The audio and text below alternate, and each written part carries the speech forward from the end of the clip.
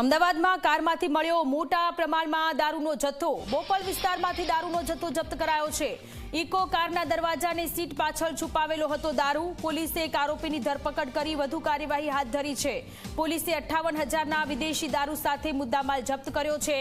રાજસ્થાનના ઉદયપુરથી લવાતો હતો દારૂનો જથ્થો। અમદાવાદમાં વધુ એક વખત વિદેશી દારૂનો જથ્થો જપ્ત કરવામાં આવ્યો છે।